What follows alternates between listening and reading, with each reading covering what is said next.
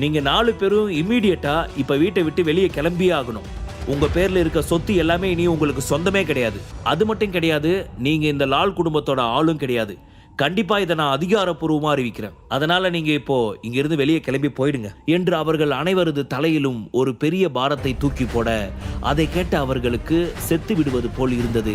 இத்தனை நாள் சொர்க்கத்தில் இருந்துவிட்டு திடீரென்று நரகத்திற்கு அனுப்பி வைத்தால் நிலைமை எந்தவாறு இருக்குமோ அப்படித்தானே இருக்கும் என்றெல்லாம் நினைத்து அவர்கள் அதிர்ச்சியில் இருந்து மீளாது அமைதியாகவே நின்று கொண்டிருக்க, ராக்கெட் ராஜாவோ, என்ன லால், உங்க பசங்க எதுவுமே சொன்ன பேச்சு கேட்க மாட்டாங்களா என்று சொல்ல, லால் உடனே ஆவேசத்துடன் வேகமாக ஓடிச் சென்று கௌரவின் கன்னத்தில் அடித்து, ஏண்டா நான் உங்ககிட்ட என்ன சொல்லிக்கிட்டு இருக்கேன்?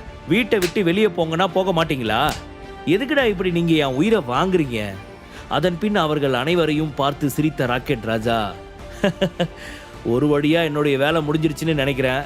ஆனா இதுக்கு மேலேயும் நீங்க விக்ரம் சார்கிட்ட வம்பு பண்ணணும்னு நினைச்சீங்கன்னா அடுத்து உங்க உயிர் போறதுல எந்த ஒரு சந்தேகமும் இல்ல.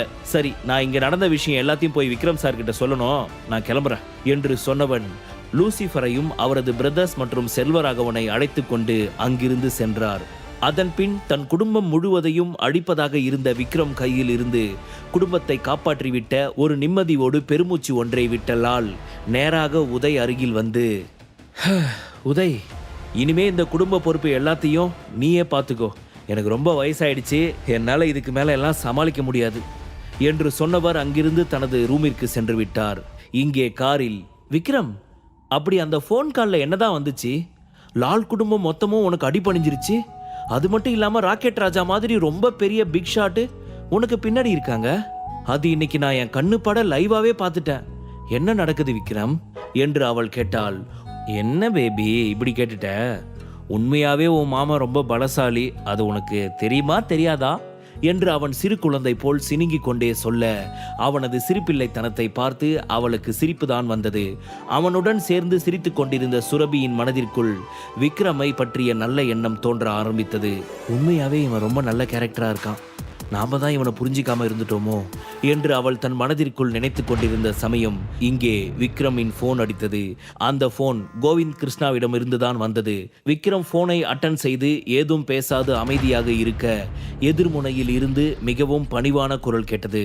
ஹலோ விக்ரம் சார், நீங்க தான் இதுக்கு பேக்ரவுண்ட்ல இருக்கீங்கன்னு தெரியாம நான் பெரிய தப்பு பண்ணிட்டேன். உங்களை பத்தி இப்ப முழுசா தெரிஞ்சதுக்கு அப்புறம் நான் பண்ணது ரொம்ப தப்புன்னு ஃபீல் பண்ணிட்டேன். தயவு செஞ்சு என்னை மன்னிச்சிடுங்க. நான் அந்த லால் ஃபேமிலி கூட சேர்ந்து அறிவுகட்டத்தனமா சுரபி மேடமா அட்டாக் பண்றதுக்கு நானும் ஒரு காரணமா இருந்துட்டேன். என்ன நீங்க மன்னிச்சிடுங்க என்று சொல்ல, இங்க பாரு, நான் அஜய் கிருஷ்ணாவுக்காக உன்னை உயிரோட விடுறேன். இனிமே உன்னால அஜய்க்கு எந்த ஒரு டிஸ்டர்பன்ஸும் வரக்கூடாது என்று சொல்ல, கண்டிப்பா விக்ரம் சார், இனிமே என்னோட தம்பி பையனை நான் எந்த ஒரு டிஸ்டர்பன்ஸும் பண்ண மாட்டேன். அவன் ஆசைப்படி அவன் எப்படியெல்லாம் இருக்கணும்னு நினைக்கிறானோ அந்த மாதிரி இருக்கட்டும். அது மட்டும் இல்லாம உண்மையாவே என்னோட தம்பி பையனுக்கு உங்களை மாதிரி ஒரு ஆள் பலம் கிடைச்சது ரொம்ப பெரிய அதிசயம்தான். அதை நான் இனிமே தப்பா மாத்த ட்ரை பண்ணவே மாட்டேன். அதை அழிக்க நான் எந்த ஒரு முயற்சியும் எடுக்கவே மாட்டேன். நீங்க என்னை மன்னிச்சிட்டேன்னு மட்டும் சொன்னா போதும். சார், நான் உங்ககிட்ட இன்னொரு விஷயம் சொல்லணும். என்னோட அப்பா உங்களை மீட் பண்ணணும்னு சொல்றாரு. நீங்க அவரை ஒரு தடவை நேர்ல வந்து பார்த்துட்டு போனீங்கன்னா ரொம்ப நல்லா இருக்கும் என்று சொன்னதும் விக்ரம் முகத்தில் ஒரு மெல்லிய புன்னகை ஒன்று தோன்றியது. கண்டிப்பா நான் உங்க அப்பாவை வந்து மீட் பண்றேன், இந்த விஷயத்தை அவர்கிட்ட சொல்லிடுங்க என்று சொல்ல, கோவிந்த் கிருஷ்ணா மிகவும் சந்தோஷமான குரலில், ரொம்ப தேங்க்ஸ் விக்ரம் சார், நீங்க என்னோட அப்பாவை வந்து பார்க்கறேன்னு சொன்னதுக்கு உண்மையாவே எனக்கு ரொம்ப சந்தோஷமா இருக்கு சார் என்று சொல்லிவிட்டு கோவிந்த் கிருஷ்ணா போனை கட் செய்தான். இந்த ரெட்டி குடும்பம் எப்படியோ காணாம போயிட்டாங்க. இனி அவங்க கிட்ட இருந்து பிரச்சனை இப்போதைக்கு வராது. ஆனா வரப்போ சுனாமி மாதிரி வரும். அந்த ஒரு விஷயத்துல நான் தெளிவா இருக்கேன். இருந்தாலும் இப்போதைக்கு அந்த ரெட்டி குடும்பத்தோட பிரச்சனைய நான் ஒரு பக்கம் ஹோல்ட் பண்ணி வச்சுட்டு என்னுடைய ஃபேமிலி பிரச்சனையை சரி பண்ணணும்னு நினைக்கிறேன் என்று யோசித்தவாறு வந்த விக்ரமின் கார் அவர்களின் பிருந்தாவனம் வில்லாவின் முன் வந்து நின்றது. சுரபி, இந்த இடத்துல டேபிள் ஃபர்னிச்சர்ஸ் எல்லாம் வேற இருந்துச்சு, அதெல்லாம் எங்க என்று கேட்க, அந்த குப்பையெல்லாம் எடுத்துட்டு போய் நான் குப்பையில தூக்கி போட்டுட்டேன் என்று சொன்னவாறு கழுத்து முழுக்க நகைகளை அணிந்து கொண்டு மாடிப்படியில் இருந்து மினுக்காக நடந்து வந்தாள் ரேணுகா. அதே நேரத்தில் அந்த இடத்தில் ஒரு பெண்ணின் குரல் கேட்டது. அத்தை, நீங்க சொன்ன அந்த லோக்கல் மருமகன் இவன் தானா என்று கேட்டுக்கொண்டே அங்கு வந்து நின்றாள் ரேவதி. அவளது முகபாவனைகளை பார்த்த பொழுது அவள் விக்ரமை மிகவும் அருவருப்பாக நினைக்கிறாள் என்று தெளிவாக தெரிந்தது. சுரபி பக்கம் திரும்பியவள், என்ன சுரபி, இதுதான் உன்னுடைய ஹஸ்பண்டா? ஏன் உனக்கு வேற ஆப்ஷனே கிடைக்கலையா என்ன என்று நக்கலாக கேட்டவள், ஹலோ மிஸ்டர், நீங்க கொஞ்சம் தள்ளி நிக்கிறீங்களா? எனக்கு தெரிஞ்சு நீங்க சுரபி பக்கத்துல நிக்கிறதுக்கு உங்களுக்கு எந்த ஒரு தகுதியும் இல்லைன்னு நினைக்கிறேன் என்று சொல்லிக் கொண்டிருந்த சமயம் படிக்கட்டில் இருந்து ஒருவன் சிரித்து கொண்டே வந்தான். நல்லா சொல்லு ரேவதி, இந்த சுரபிக்கு எவ்வளோ சொன்னாலும் புத்தியே இல்லை. எல்லாரும் எத்தனையோ தடவை சொல்லியும் கேட்காம அவ மறுபடியும் இதே மாதிரி தான் இந்த விக்ரம் பின்னாடியே சுத்திக்கிட்டு இருக்கா. நீ இத்தனை நாளா ஊர்ல இல்லாததுனால உனக்கு எதுவுமே தெரியல. இனிமே போக போக தெரிஞ்சுக்கிடுவ இவ எந்த அளவுக்கு இவனை மடத்தனமா நம்பிட்டு இருக்கான்னு என்று சொன்னவாறு படியில் இருந்து இறங்கி வந்தான் வருண். இதை கேட்ட ரேவதி சிரிப்பை அடக்க முடியாமல் கண்ட்ரோல் செய்ய இருவரின் இந்த செய்முறையால் சுரபிக்கு கோவத்தை பொறுத்து கொள்ள முடியவில்லை. ஸ்டாப் திஸ் நான்சென்ஸ் டாக்கிங், ரெண்டு பேரும் கொஞ்சம் அமைதியா இருக்கீங்களா என்று சொல்லிவிட்டு விக்ரம் பக்கம் திரும்பினாள்.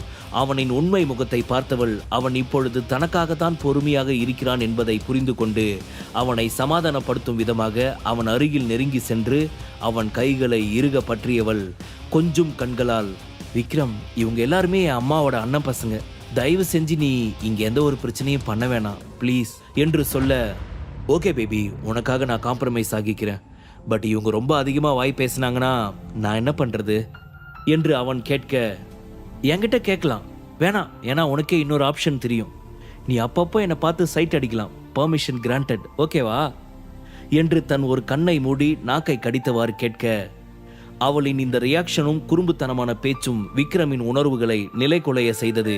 அவள் அழகில் மயங்கியவன் தன் ஆசைகளை கண்ட்ரோல் செய்யும் விதமாக தன் கையை மடக்கி தன் காலிலே குத்தி கொண்டு அவளை பார்த்து, பாத்தியா என்ன பேபி, நீ இந்த மாதிரி டைம்லயா மாமாவை நீ லாக் பண்றன்னு ஒரு சிங்கத்தோட கையை கட்டி போட்டு அதுக்கு கிச்சி கிச்சி மூட்டுவ என்று சொல்லி அவன் பெருமூச்சு ஒன்றை இழுத்துவிட சுரபியோ அவனின் செய்கையை பார்த்து சிரித்தாள். இப்படி இவர்கள் இருவரும் கிசுகிசுப்பாக பேசிக்கொள்வதை பார்த்த ரேணுகாவிற்கு கோபம் வந்தது. கோபமான குரலில், ஏய் விக்ரம், நான் உன்கிட்ட கேட்டுக்கிட்டு இருக்கேன், உனக்கு காது கேக்குதா இல்லையா? இத்தனை நாளா எங்க போயிருந்த? வேலையை விட்டுட்டு மறுபடியும் என் பொண்ணு கையில சோத்துக்கு எதிர்பார்த்து நிக்க போறியா என்று கேட்க விக்ரம் அது எதையும் கண்டு கொள்ளாதவன் போல மிகவும் கூலாக, மாமியார், உங்க கூட இப்ப பேசி சண்டை போட்டு ஜெயிக்கிற மூட்ல நான் இல்ல, எனக்கு கொஞ்சம் ரெஸ்ட் தேவை, நான் ரெஸ்ட் எடுத்துட்டு வந்து நைட்டு டின்னர் தெம்பா சாப்பிட்றேன், அப்புறமா நம்ம ரெண்டு பேரும் ஜாலியா சண்டை போட்டுக்கிட்டே இருக்கலாம், ஓகேவா மாமியார் என்று சொன்னவன் சுரபி பக்கம் திரும்பி, பேபி, மாமா போய் கொஞ்ச நேரம் ரெஸ்ட் எடுத்துட்டு வந்துடுறேன் என்று சொல்லிவிட்டு மாடிப்படி ஏறி 3வது மாடியில் இருக்கும் அவனது ரூமை நோக்கி சென்றான். ஆனால் அந்த 3வது மாடியில் இருந்த அனைத்து பொருட்களுமே மாற்றப்பட்டு இருந்தது. அதை பார்த்து அவனுக்கு மீண்டும் கோபம் வந்தது. முழு கதையையும் கேட்டு மகிழ பாக்கெட் FM ஆப்பை டவுன்லோட் செய்யுங்கள். லிங்க் டிஸ்கிரிப்ஷனில் கொடுக்கப்பட்டுள்ளது.